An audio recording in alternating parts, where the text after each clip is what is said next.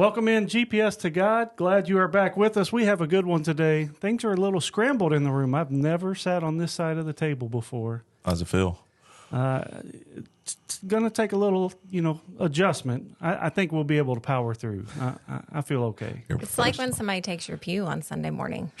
Yeah. Like you just can't worship from a different perspective. Yes. I mean, fights are started over I know. where I I know. sit in church or where someone said, not me. I don't.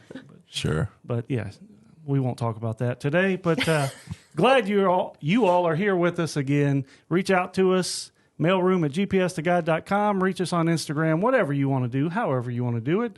But we're glad you're here. Daniel Sanders, Jennifer Cuffman, Stefano Patterson, and we have a very special guest, Miss Lindy Cunningham, with us today. We're very glad that you are here. Thank you for asking me. Oh, we are very blessed that you're here. We're going to get into her story and some of her life and things that has gone on with her and continues to. And, I mean, why not just do it right now? What are we waiting for? Jump right in. Do man. it. Jump right in. So, Lindy, let's start with the easy question. Where are you from? Where did you grow up? Okay. Parkway was my church home growing up. We moved to Nashville when I was 9, I think, and started going to Parkway. So, Where'd you move from? Georgia.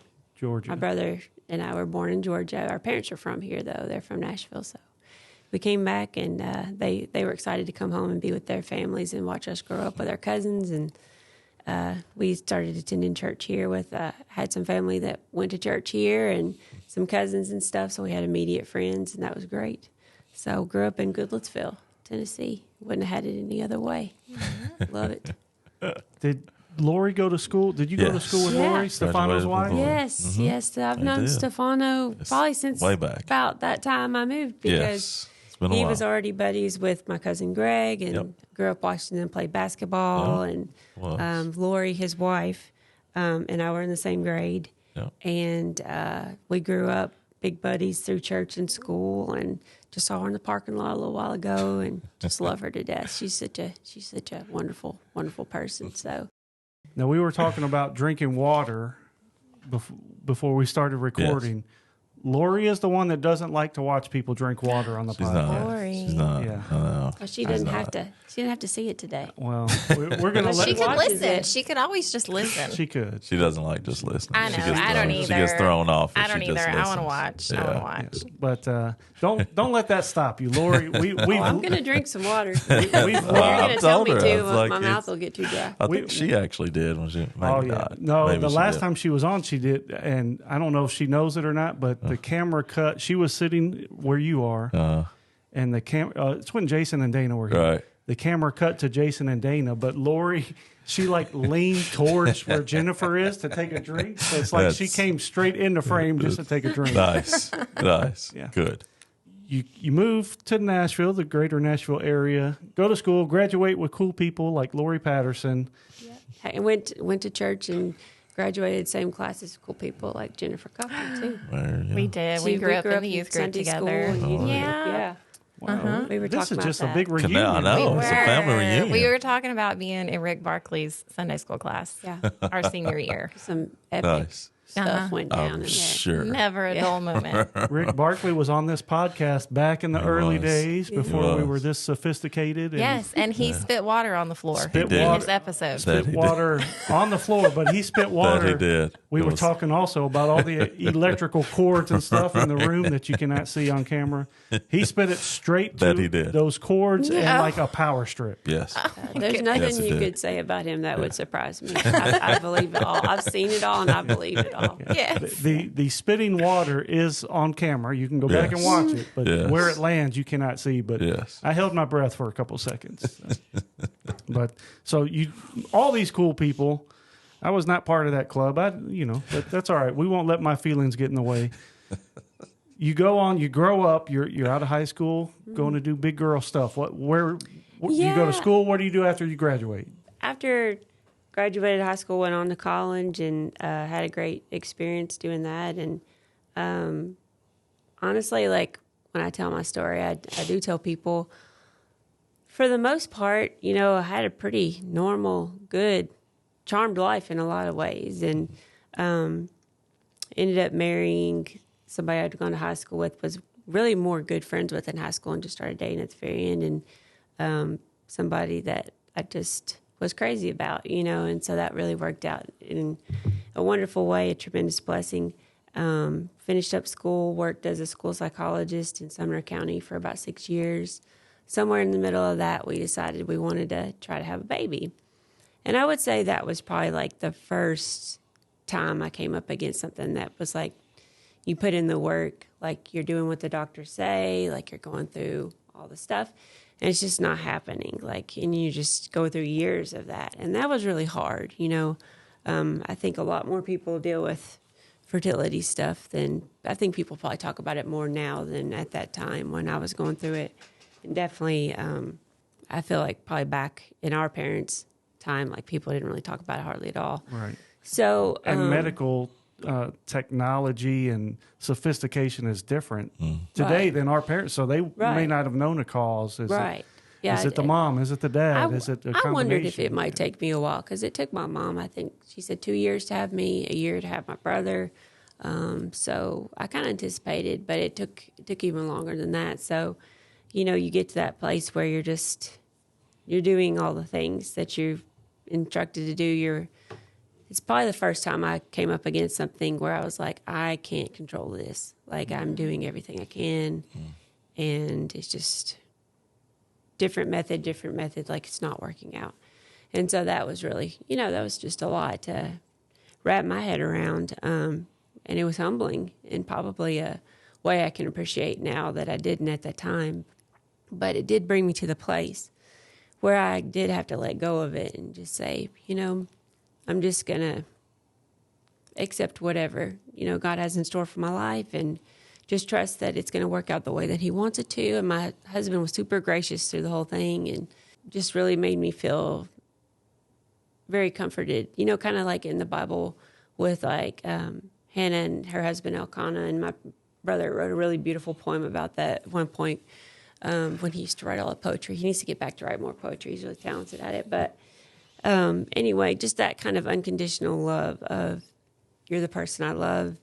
Whether or not you can give me a child, it doesn't have anything to do with how much I love you, So when we found out that we were going to have a baby, it was just like this incredible thing, after through about 3 years of trying. 3 years, wow. Mm-hmm.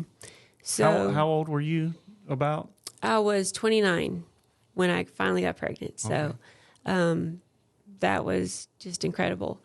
And then we had our firstborn, Barron, and he was just such a joy, and I think it's just such a precious thing to get to have a child with somebody that you love so much and get to see a physical manifestation of your love for that person and see what they look like and that combination of personality and traits and all those things and see God's goodness and his provision and an answered prayer that you get to celebrate every day.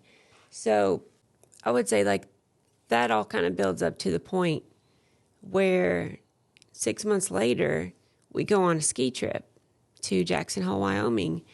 And on that ski trip, I had a terrible accident and broke my neck. And I think when I look back on it now, it's like that was kind of the pinnacle of my life at that point where everything was going so good, and then it just got stripped away. Yeah.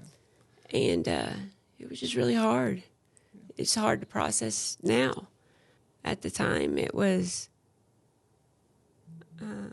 I don't know, just sorrow is the only way I can describe it. So, like you said, kind of the pinnacle of your life, age-wise, 30 years old, you're got a little wisdom under you. You're not a kid anymore. I think, that's kind of maybe when you feel like you're not a kid anymore, I mean, look, at the time when you're 18, you don't think you're a kid, but when we all look back now at our 18-year-old selves, I was a baby almost. Right. But you're right around 30 years old, the pinnacle, work is kind of settled in. You're starting a family, gone through all that, and you're like, I'm on top of the world. Right. I mean, you go and through. And then to have tragedy strike. You've got some career experience under your belt. You find something you enjoy doing. You feel like I've kind of like gotten a good role with that. I did take a little time away to have this baby, you know, so I was excited about that. You're starting a family with somebody that you know, are in love with, and you're happy to build that life together. And then everything just like changes in an instant. And then you're in the hospital and you just don't know what's going to happen. Right. And you've mentioned Mark, your brother by name. Mark was on the podcast, him and Gisele, two-part. They had a two-part episode, but told their story. So you can go back and you can see her brother on the podcast. Yeah. But he was at the time of your accident, he was on the other side of the world. He was in the Army at the time, and he was actually in Afghanistan, deployed to Afghanistan at that time. And I think it comes across just in these brief few moments of how close your family is. So you're out of state on a vacation, away from your parents. Your brother's gone out of the country, and that just kind of adds another layer of stress and everything to the situation. Very stressful. I mean, we were out there with some friends. Luckily, my mother-in-law and her husband were out there with us, and we had decided to bring our son, who was almost 7 months old. So, you know, you're up there on a mountain having a normal day skiing, and then you have this accident, hit a sign, went down this hill off the side of the hill on a run that I not only had skied that trip, I had skied it in years past. It was a blue. I was an experienced skier. You know, it was just one of those freak things that happened. My husband was the one that came up and found me, and I couldn't hear anything. I could barely hear him talking to me. It was like my body was like a tuning fork. It's the only way I can describe it. It's like this buzzing, this really loud buzzing in my ears. So he was there, and he came, and I was trying to talk to him, and I couldn't even hardly understand what he was saying to me. And then pretty quickly, they got some ski patrol people there, and they had to put me in this like gurney kind of thing and like ski me down the mountain. And I mean, I look back now, and it's just incredible. They were able to keep me still enough with my broken neck and not do further damage, you know, to get me down the mountain and everything. But I do remember from the beginning, I will say this, even though it was scary, and I didn't really know what was going to happen from that, I did feel the Lord was with me always. And when they got there, and after a couple minutes, I got where I could hear a little bit better, and I asked them if I could pray with them. And so we prayed on the mountain together, and then they got me down there, and they got me in the little, they have like these little hospitals at the bottom of the ski resorts, you know, so I was in there. They had to get a helicopter to helicopter me to a place in Idaho, which is right across. Jackson Hole's kind of like towards the edge of Wyoming, and on the other side of Idaho is like this really good hospital that gets a lot of, I think, ski accidents and different things. So they sent me there, and then that night they went in and did surgery to repair my neck. But it was a really, it was a scary thing because it all happened really fast, and you're sitting there talking to this neurosurgeon, and he's like, I've done this a lot of times. I'm very confident, you know, that this is all going to go well. But I have to tell you, like, there is always risk. And there is a chance with, like, the severity of this injury and the nature of the surgery. Like, you could die in surgery. And so that's just a lot, you know, to think about. So, I mean, in the blink of an eye, really, from top of the world, everything's going great. You get up having a normal day, and that's the end of your day. Yeah. So, how long were you in Idaho? I was in the ICU for 11 days. Okay. And then I took a airplane ambulance, which is, whoa, that's a tiny airplane, to the Shepherd Center in Atlanta. I was there for 4.5 months. Did your parents come to meet you in Idaho? Yes. It was a lot of family coordinating stuff. Anytime something like that happens, they worked hard to get Mark back. He was in Afghanistan. He got back. He was there 6 days after my injury. He got back, which was really fast. Yeah. Honestly. Super fast. And my parents flew out. They were there. They got there the next day, I think. But it was tough, you know. That night my husband and I had to sit down and have a little talk before I went in that surgery about, you just have to say some things, you know. Mm-hmm. But even then, it was hard, but I felt like it was going to be okay. I didn't feel like it was going to be goodbye. And it wasn't. Yeah. So. Well, I thought it was super powerful in in the very middle of, the accident, just minutes old, your focus was on God. Right? I mean, you were helpless in that moment, and that's when sometimes it's easiest to turn to God, but a lot of times when we're in the middle of a fight like that, in that situation, we're trying to get through the situation, get to a quiet moment, and then it's like, oh, let me pray to God. But you were focused on the right thing the whole time, and he had his peace over you, like he you did. said. Yeah. And I honestly didn't know what else to do, because in that moment, I think sometimes we need to remember we need to invite him into our mess. He's always with us, but Right. Yeah. we need to ask for the help that we need and And not try to do it ourselves. Give that over to him, because Right. we can't do it ourselves. Start Yeah. from that place. Yeah. Yes. For those just listening and not watching on the YouTube channel, Lindy is in a wheelchair. So when the doctor is going through, or maybe back up before that, when you had the accident, you hit the sign, you couldn't hear, had trouble understanding. Couldn't move. Did you lose movement in that moment? Immediately, I had no movement at all. Was that arms and legs or whole body, or do you remember? I mean, it was pretty much neck down at that point. I couldn't move anything. So, that was, you think about being a parent and how much movement you do all It's the time. required. Yeah. So with that a was 7-month-old. Right. Yes. And I look back on it now, and there's no good time for anything like that to happen, But I am thankful, like my son, he doesn't even remember it. Right. He was 7 months old. He's always known me in my wheelchair. And so that's normal to him. And he learned to climb up in the chair, climb over the side of the chair. I mean, my 18-month-old, 2 days ago, starts climbing up the side of my chair, over the side. I'm like, okay, we're doing this now. This is a thing. And they find a way. They find a way. And so there's no good time for bad things to happen. But I think you just got to keep problem solving, Right. And the kids are definitely going to do it on their own anyway. So that was a lot of my early therapy focused around my son. And I had a wonderful therapist at the Shepherd Center, just literally just like God sent people who came in and said, all right, what are your goals going to be? What do you want to work on? And I think they could tell I was desperate to connect with him, and get back to a place where I felt like I could take care of him. And so we did, therapy sessions on giving him a bottle or like trying to feed him with a spoon. And, slowly from the time in the ICU through the time in Shepherd, stuff started to come back. We were in there working hard in the therapy gym. And it's not fun days. It's awful. But they made it good because the people there, they're really invested. It's actually a privately started and owned hospital.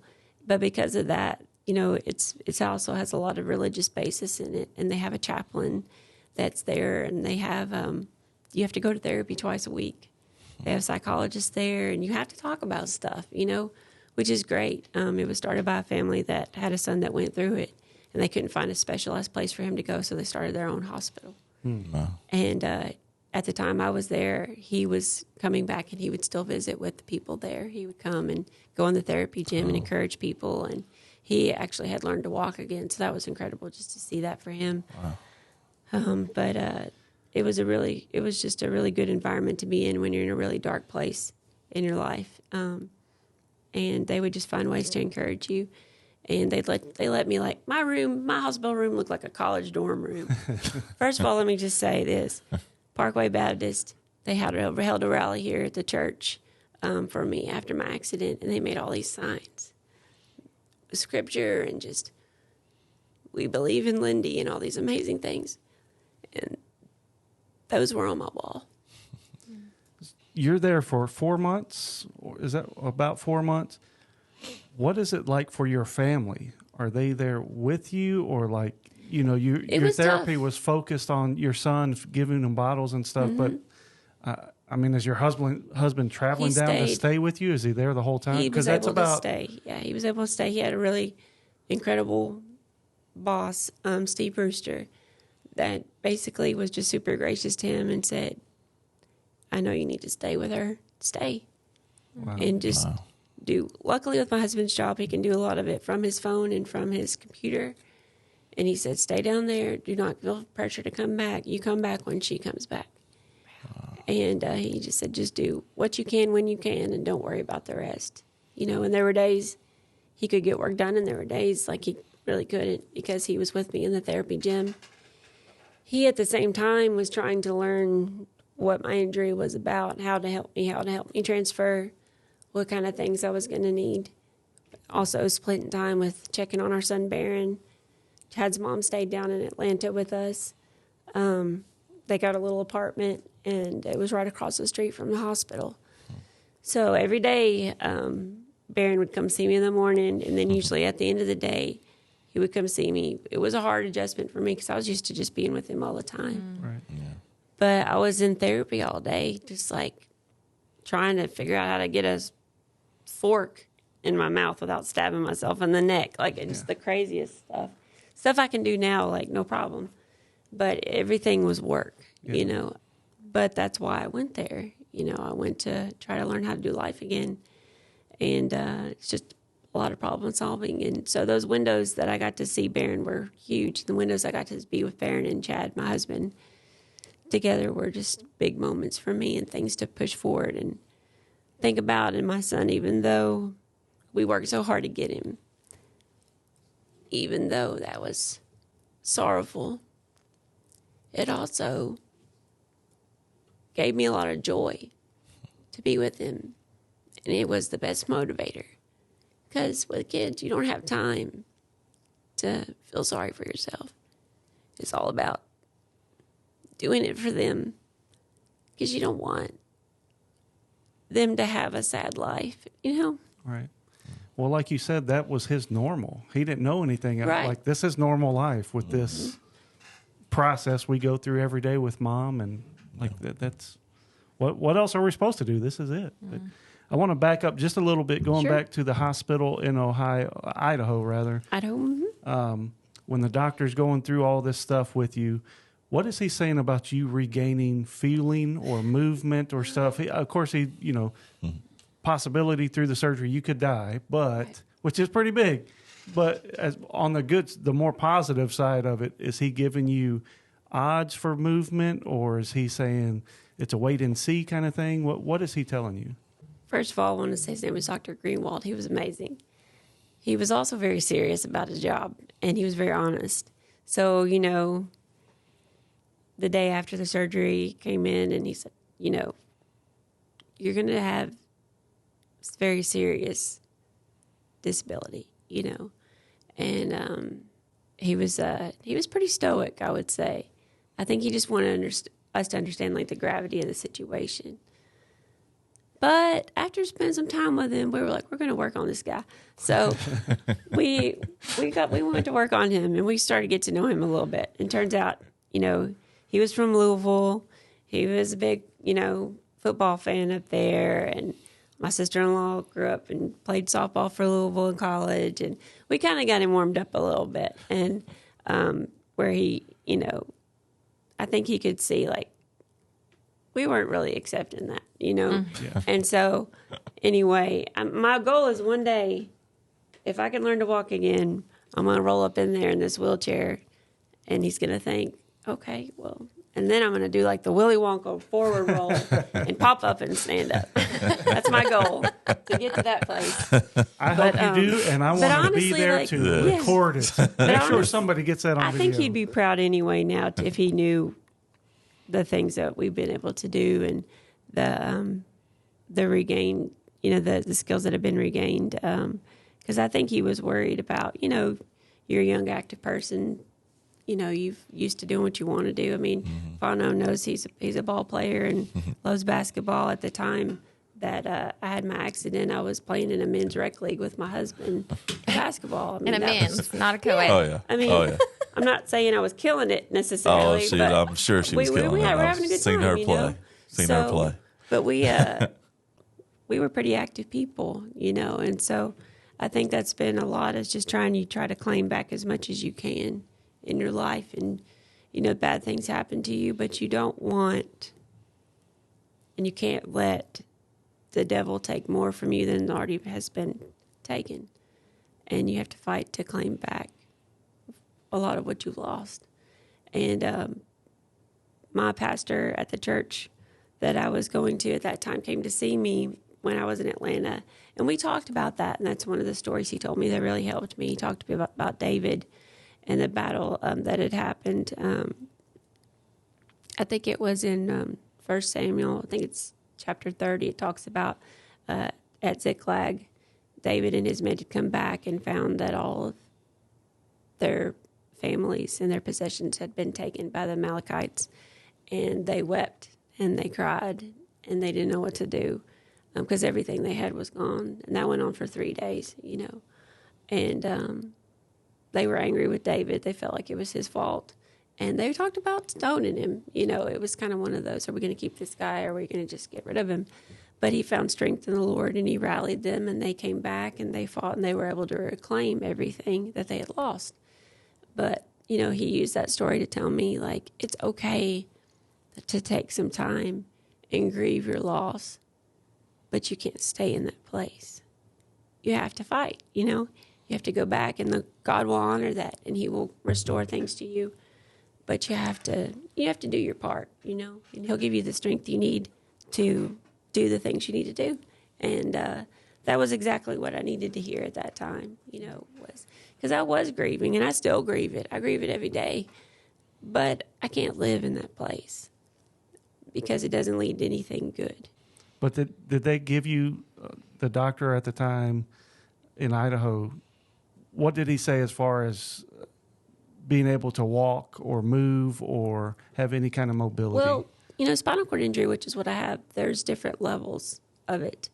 My injury is an incomplete injury. So even though I can't walk, I can feel things. Like I can feel pressure. Like I'm touching my leg right now. I can feel myself touching my leg. But I don't have as much movement, but I have feeling.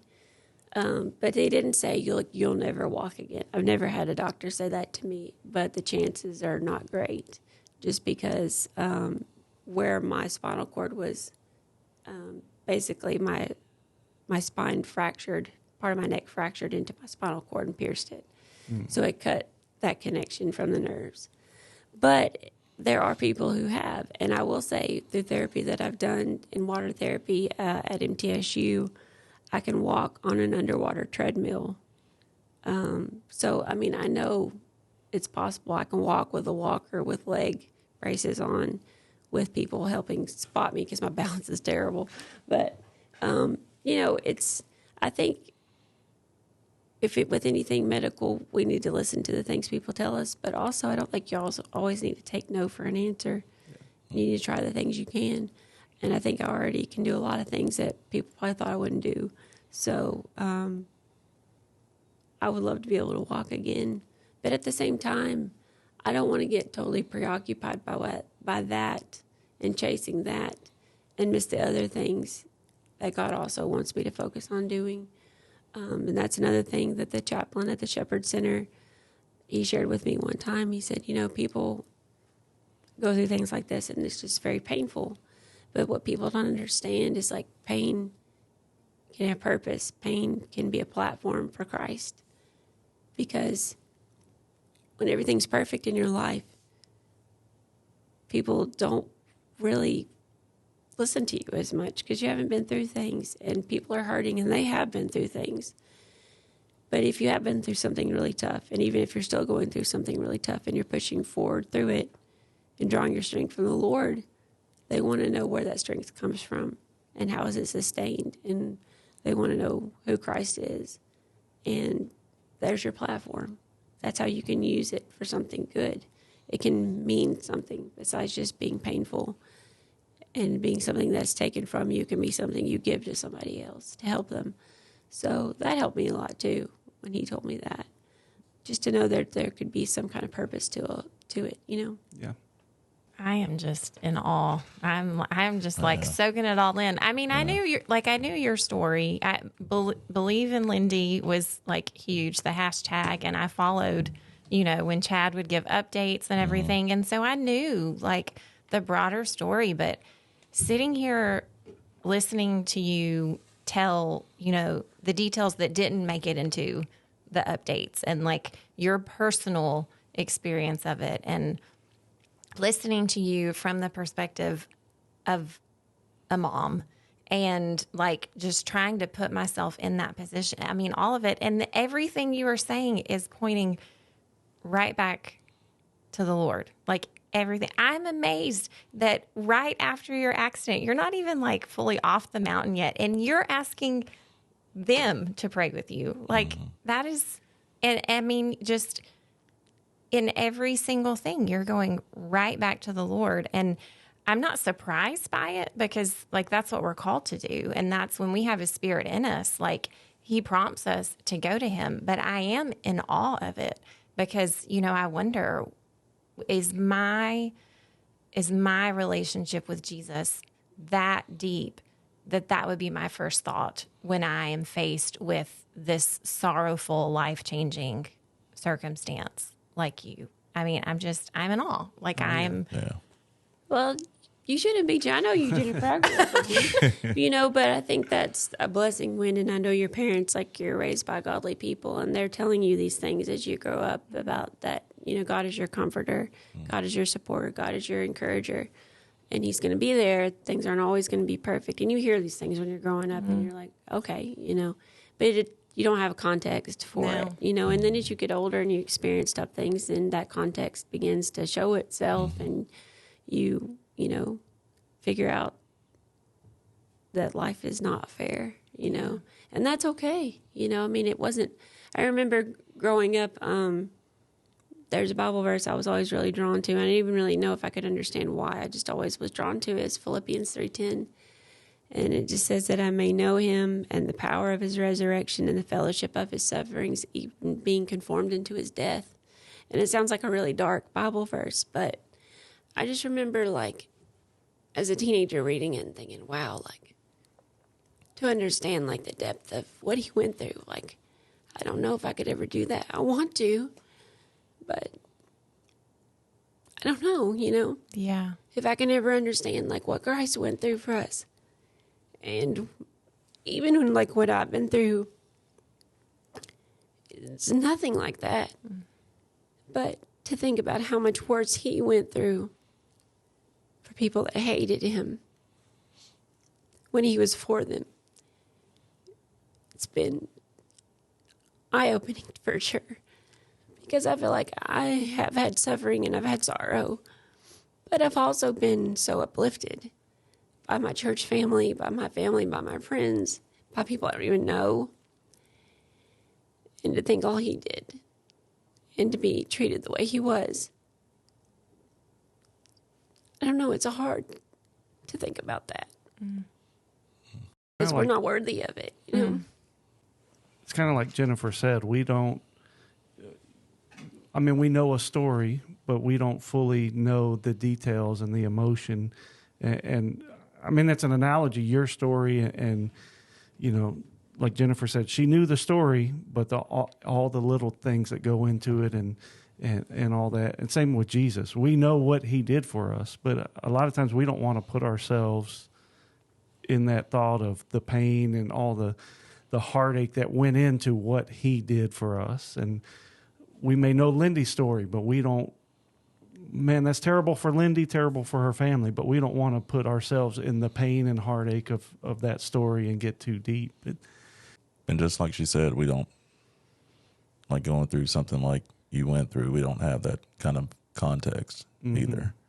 I mean, we know God's strength and we hear God's strength and how He works in our lives, but until something like that happens, we don't have that experience or context. So I know that your family is grounded in their faith, and I know also that there was probably some dark times in Idaho and in Atlanta as well. Just, did your faith ever waver, I guess, during that time?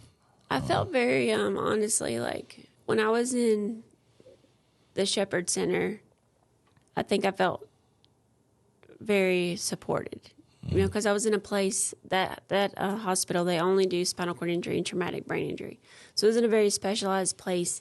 And that, honestly, the level of care they give, because I think the family that started it and they operate it comes from a place of understanding. They have a child that went through it. They really work hard to make sure every part of what you're going through is addressed. And it was. I mean, they've got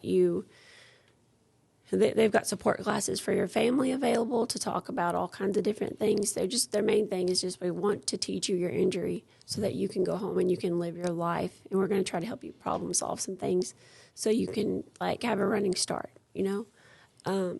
So when I was down there, I was overwhelmed at times, but I had a lot of support around us. And I have little posters on the wall. There was a lot of Joshua 1:9 on there about, you know, don't be afraid or discouraged. You know, the Lord your God is with you. Wherever you go, you got to be strong. You got to be courageous. And I felt that, you know, I felt like we were trying to do that. There were some hard days where bad things happened, you know, just felt awful, you know, just like my body took a long time to get used to just the way it was going to be, you know. My husband had, you know, so things had a lot of tough days too. I'm sure just being completely overwhelmed with it. But there was one night I remember just laying in the hospital bed in my room, and I realized I was happy. Wow. And I just felt like comforted by the Lord.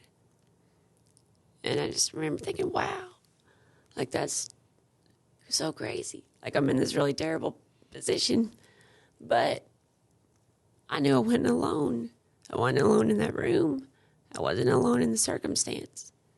And I just felt it. I think that was the first time in my life where I felt like my faith was really carrying me above the circumstance. And it was a gift because I needed that in that moment. I think one thing I try to tell people is, even in the sorrowful times, you have to let your faith be tenacious. It has to be tenacious. You have to just push through, and don't let fear overwhelm you, and don't let sorrow overwhelm you, because they'll just drag you down. And it'll take people, you can take people down with you and not even realize it, you know. But I would say, Stefano, to answer your question a little more specifically, I think I struggled more the first year after I got home. When it got back to, okay, now I'm not in the hospital. I don't have these nurses. I don't have these doctors. I don't have these therapists. I don't have this psychologist I can go talk to twice a week that, you know, to air out all my stuff. I've got to just figure it out. And that was hard. That first year was really hard. That's something I wanted to talk about, the transition from Atlanta back to Nashville, back to what was going to be your new normal. Some of the details. What you have to do to your house, or what kind of life adjustments did you have to? Luckily, we had a lot of support. A lot of family members, they came in and redid our bathroom to have a roll-in shower for a wheelchair. Laid some hardwood down in the bedroom so we didn't have carpet in there. Built a ramp on the back of the house. Just some great things, just good, godly people in our community and our family, that it was ready when I got home. So all of that was there. We had a really cool experience with some fundraising that just kind of fell into our lap. Everybody knows who Thomas Rhett is now. At the time, he was just kind of like up and coming. And they did a benefit concert at our old high school at Davidson Academy. A friend of mine, a good friend of ours, on the trip, her cousin is married to Thomas Rhett. And so she had been on the trip with us, my friend Carly. And after we got back, you know, she had been talking with her dad and her family, and they came up with this idea, let's do a benefit thing. And maybe we can, you know, ask Thomas Rhett if he'll come sing at it. So he did. He came, he brought his dad and some of the other songwriters he works with, and he did this great concert. And I think when I was there, I realized he might be something big, because there were people coming to that concert. They didn't know me. They weren't there because it was like, I'm coming to support Lindy. It was like, I'm coming to see Thomas Rhett. He's playing at this high school. Let's go. So about 6 months later, that first big single that he had came out, and the rest is just history. I mean, now he's just like one of the biggest people in country music. But that just kind of fell into place, and so that helped also raise some good money for us to buy some medical things that we needed and get a good start. And that was, just kind of like that first summer home after we got back was just a lot of trying to figure some stuff out. And that went on for I would say about a year. Just so many new things, and Barron was still really little, and just what level of support we needed. And for a while, it was like we just had people staying with us at night too, because we just were scared, to be honest, about living outside of the hospital and trying to keep me well. I got sick a lot when I first got home, and it was just not the best times, to tell the truth. But we learned a lot, and we have great family support from all of our parents and our siblings, and that coupled with great, community support from our church families and good friends, people we didn't even know that knew someone we knew that heard about what happened, would just like send me a card in the mail or be like, God told me to, just send you this money if you need something, or buy something for your kid. I mean, it was just like crazy. People were just like, if you need something for your therapy, just use this money for this. And so honestly, like that coupled with my husband's boss being so wonderful and so generous about staying and being faithful to let him keep his job, we never really financially struggled through it, which a lot of people, when they go through a big medical thing, that's what comes. It's just, you can't keep up with the medical bills, Were you working before the accident? You had a 7-month-old child at the time of the accident. Were you working before that? I'd taken a year off, maternity leave. So when you come home and you're trying to adjust to this new normal, are you having discussions about going back to work? Or, because finances were a blessing, getting this stuff when you needed it the most. What were kind of the discussions of what is our new normal going to be? Am I going to work? Am I going to stay home? How are we going to make life normal for us? The first couple years, I would say a lot of it was very therapy based, with physical therapy, doing a lot of that. And that was more of the focus. Luckily, my husband, he was like, I just want you to focus on that. Like, let's just do that. Focus on that. Focus on Barron, and the rest of the stuff, we'll figure it out down the road. There was a time when I did really think about whether or not I wanted to go back or try to go back. But around that same time, it was also, well, do we think we want to have another baby? Mm-hmm. Which was like a whole other thing. I mean, if you would have told me a couple weeks after my accident that I would even consider having another baby, I'd been like, you're nuts. Like, no. But you kind of have to move on, right? You can't, like you said, you can't stay in a pit of sorrow for the rest of your life. You were, 30 years old. You have a long life after that accident. Yeah. That's what my husband always says, too. He's just like, focus on the next thing. Like, it's probably going to be really hard, but it'll be worth it, And so that's just kind of where we went with that. So we decided we were going to try to have another baby. So luckily, through the process with my son, by the end of that, we kind of figured out some things that worked for us with our fertility doctor. And so we went back and pretty quickly were able to get pregnant that second time with my daughter. I was going to ask, so 3 years to get pregnant the first time, mm-hmm. What was a rough time frame second? We went back to see the fertility doctor, talked to her. She wanted me to do a few little things to kind of consider my injury, just so she had a little more information going in. And we got that done in a couple months, went back, went through one fertility cycle, and got pregnant. It was a little bit scary because my body had responded a little bit too strongly to the fertility drugs that time. So they were actually like, let's probably just skip this cycle. well, we still ended up getting pregnant out of that cycle, kind of unplanned. But that took a lot of faith too, because it was one of those things when you like positive test and you're like, there could be 6 babies in there. Seriously, there could be 6 babies in there. But, you know, I got fussed at from the fertility nurse when I called and you know, she said, I told you, you know, and I said, I did what you said. I promise. We did what you said. She's like, all right, I'll schedule you. Just night and day get you in difference. Like 3 years to yeah, it just changed. Yeah, it 3 just years changed. to instantly. Yeah. So yeah, that was a really interesting pregnancy because it was the first one carrying a baby in the wheelchair, and you know, being pregnant and being in this wheelchair was a different experience. I was sick for half that pregnancy. Got a bad infection and was on antibiotics for probably about 4.5 months of it. I had to put a PICC line in my arm and IV antibiotics, and it was just not fun. But we battled through it. We got her here. We didn't know what we were having. So we were just like, first one we found out, second one we were like, we're not going to find out. My husband would really want to do that surprise thing. Then we got, you know, almost halfway through it. And he's like, well, we can find out if you want to know. I said, no, I'm committed. We're not going to find out. So we get in there and we find out when she's born that we had a girl. So that was exciting just to do that. And we already had a boy, so we had a girl. So we ended up naming her Fury. So she's Fury Cunningham, Fury Grace Cunningham.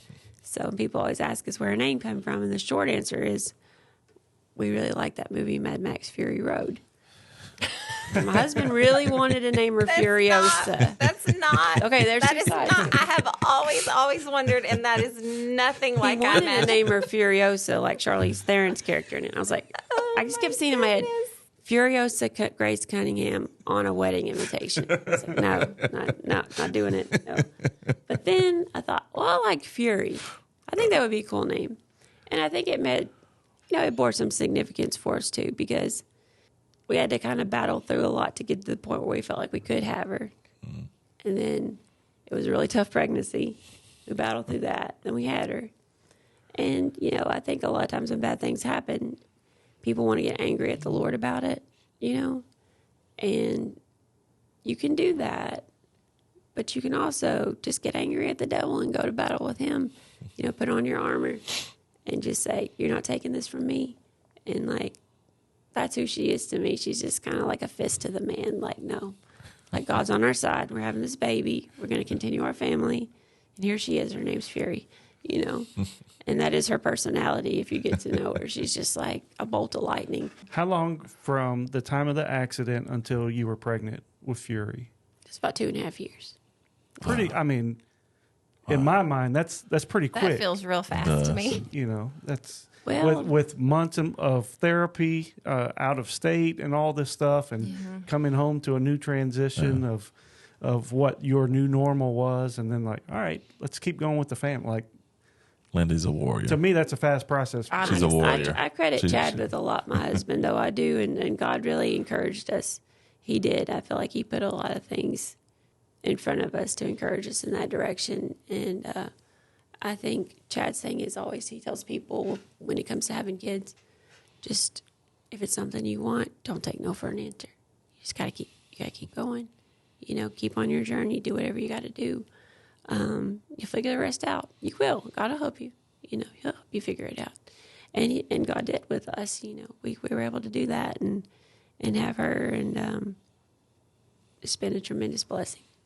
Like, I love that you're giving him, Chad, a lot of the credit, but at the end of the day, your body was carrying that baby. Like, Chad's body was not going to grow little Fury. You were going to do that.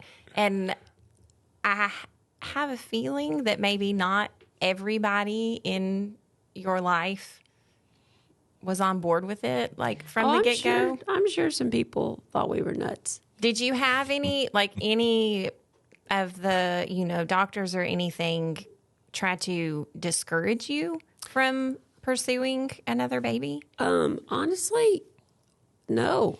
And that was really encouraging, you know, because pregnancy is primarily hormone driven. Right. And there wasn't anything, you know, that couldn't be handled with my hormones. So it was more of, you know, just like trying to keep me healthy enough to keep that baby, you know, Healthy. growing and being healthy. So, you know, that was, I feel like this last baby that I had my last pregnancy, he's almost a year and a half old now, Bowie.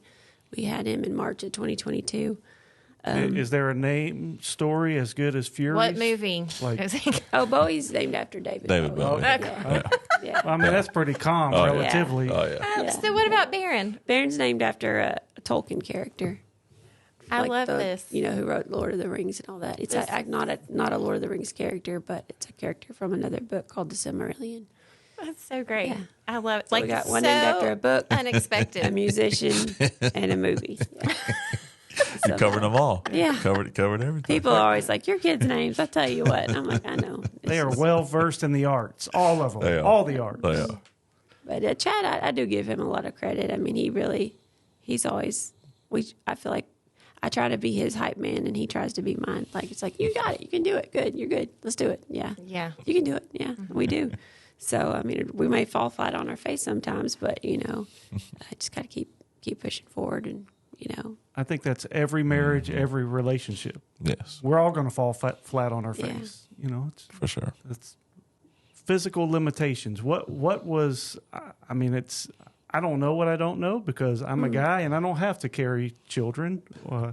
That probably sounded I don't have to carry children. Anyway, I'm going to cut that out. I can't carry children. There we go. Yeah. But what are the, like, obviously it's different because you're in a wheelchair. Yeah. How different was it? Like, can you explain it or was it just normal to you? I mean, there's some things that are the same and there's a lot that's different. The main thing that's hard is as they get so much bigger and you get so uncomfortable. You want to stand up and you want to stretch out and you want to move and like there's sitting just like is not just, a lot of that. You're just sitting all the time. So luckily the last two that I had to carry since my injury were not as big as my firstborn was a really big baby. But these last two, like I think Fury was like 7 pounds. Bowie was like 6 pounds, 4 ounces. So they were smaller, you know. So they felt big in there. That's not tiny. They're not. That's but average or above. You know, it was a blessing. You know, even though it was uncomfortable at times, it was a blessing and it was exciting. You know, I think even just the doctor's visits and stuff are different because I had to have someone help me transfer up onto the table. You know, to do that kind of thing. You know, so it involved a lot more about who can go with me. The doctor has to be somebody who can help me get on and off that table. Just stuff like that. I would say that the toughest one was definitely Fury's just because I got so sick. And a lot of that was due to my injury. And it took a lot to just get me well enough that I could kind of get to a better place. And, you know, that last 3.5 months in the pregnancy were okay. But that first part was really rough. So that's okay. I mean, a lot of people have rough pregnancies. I'm certainly not the only one. So. This may be a funny question, but what's normal now? What are you doing? What's going on? What's the next thing for Lindy and Chad and the Cunningham family? It's, you know, always changes. I feel like there was a time when I was in the Shepherd Center and I was talking to the psychologist there about just some of the stuff I had going on with Barron. And I thought it was about my injury. And she was like, it's not. This is about being a mom. Because things are going to come up and they're going to be challenging because your baby's changing, they're growing. There's new things you got to figure out. And that's not about you being in a chair. It's just about you're a first-time parent and you're figuring some things out and it's problem solving all the time. And they're little and you're new to this and like stuff. So I would say like a lot of it is somewhat similar to what most people go through. I mean, like I have a 11-year-old, a 7-year-old, and a little one that's a 1.5 years old. And so it's hard because, like, the older ones are in school, but the little one's just little, you know. But we're, like, dragging him to ball games and, you know, like, stuff. And we're trying to figure out the homework and trying to figure out how to get everybody where they need to go. And so it takes a lot of problem solving sometimes. And sometimes you just feel like you're not doing a very good job of it. But you're trying really hard, you know. Yeah. Well, we're all parents. We all have those. Yeah, I mean, I'd say a lot not of it. so glorious moments as parents. You wonder at the end of the day, like, did I fuss or did I encourage, you know? And, like, sometimes it's both, and sometimes you worry it's too much fussing, you know? But, you know, just try to do better the next day. So briefly, I'm interrupting my own question I asked you. What's it like disciplining a child? Because you can't chase them around really Okay. in the same way that This is one of the Jennifer ways- May or Stefano or I do. Well, I don't chase them around. Yes, But I yeah. was You really shouldn't. blessed. I agree with that. You shouldn't, but you know what I mean. Yeah, yeah. More like even on a toddler age where they're just on the go. yes. Yeah. So when I was at the Shepherd Center, there was a group of, there weren't as many females there as males. There was primarily men there. There were a few of us females. And they had a few ladies that were former patients come in and talk to us. And one of them, she was a paraplegic, and she had like a 6-year-old and an 8-year-old. And she'd been through really hard things. They'd been in a car accident. Her husband had passed in the car accident. She was left a paraplegic, and she had these 2 young kids. Wow. And one of the things she really drilled home was, you've got to put in the work to make sure your kids listen to you and get that in place before they realize they don't have to listen to you, because they'll figure that out. If you let them get old enough, they'll figure that out. So, I think with my son, a lot of it was getting him old enough, though, where you can get to the point where they understand that a lot of things are privileges, and that if they do what they're supposed to do at school, then they can do the fun things they want to do at home. But if they don't do well at school, and if they have any trouble with their teacher or their little friends, or if they're doing something they're not supposed to do at home, they don't get to do whatever that fun thing. They don't get to have their iPad, or they're not going to watch a movie that night. So a lot of it was like stuff like that with him, and him understanding, that these are things we want you to enjoy, but you've got to toe the line, And so he caught on to that pretty quick. But it's hard because you can't really get there with them till they're about 2.5 or 3. I mean, you can put them in timeout and things like that, but that'll only help you so much. But my son, he wants to watch that TV. He wants that iPad. He wants those things. I mean, he just loves it. So it was really powerful. I think just finding whatever's powerful for your child and being upfront with them about, I want you to get to enjoy this stuff, but this is a privilege. I think getting him to the point where he understood we would take it away. So he had to know, if I said I was going to take it away, that I would take it away. Yes. So when we got that kind of down, that helped a lot. And even still, with he's 11, he loves to play on his Nintendo Switch, But if he does something he's not supposed to do, that's like the first thing he's going to lose, and he hates that. So, I grew up, I got a lot of spankings when I was growing up. Yeah. Yes. And I've told those kids many times, you are so lucky. I cannot spank you, because I probably would spank you a lot. I probably would. Nothing wrong with that. I'm not a proponent of getting out of control or anything like that. But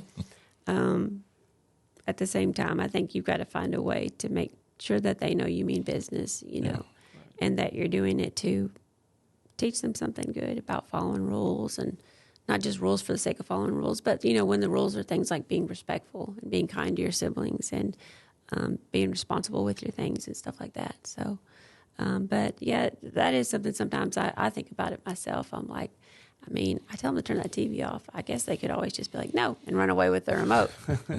But they don't, because I don't know if it's just... It's going to be worse if they do. Yeah. Eventually when they're teenagers and stuff, then they'll have to figure out something else out, I guess. But No, if they run away with it, you got to come back sometime. Yeah. It's going to be worse if you run away. Eventually, You gotta they come would back. be held I will accountable. say too, having a good spouse that backs you up, and that is like you're not going to speak to your mom like that, and you're going to do what she says, that will be there with you, and they're going to back you up on those things. Like they know they can't do the mommy daddy game where you go with this person, you get away with a lot more than you do with this person. So being on the same page with that stuff does really help.